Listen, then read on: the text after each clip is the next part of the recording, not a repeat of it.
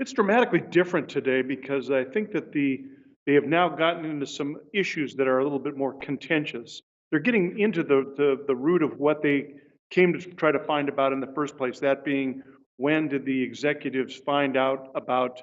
the allegations about sexual misconduct and when and what they did about it. So right now,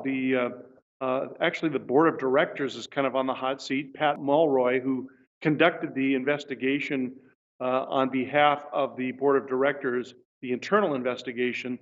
had to answer a lot of questions from the commission regarding what processes she took and when she found out about certain things. And it was clear that there was a conscious effort by a number of the executives within the company to try to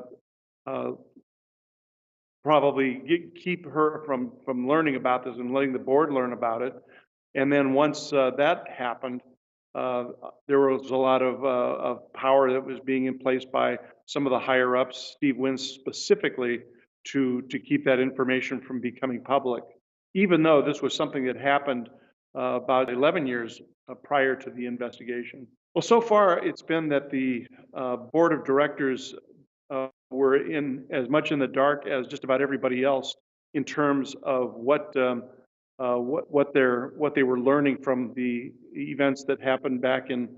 uh, 2004 when some of these when this misconduct occurred and when the manicurist made the accusations and then received $7.5 million in compensation from Steve Wynn's personal accounts.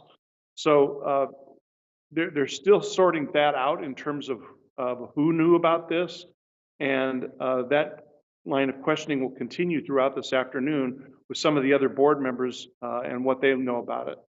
Well, what will happen next is that Elaine Wynn, who is being blamed in large regard for starting this in the first place, will have the opportunity to speak to the commission. She's present, and that might be even more contentious than the others because she's going to need to dispel some of the testimony that came out of the conversations with the board directors. So it's going to be an interesting couple of days here.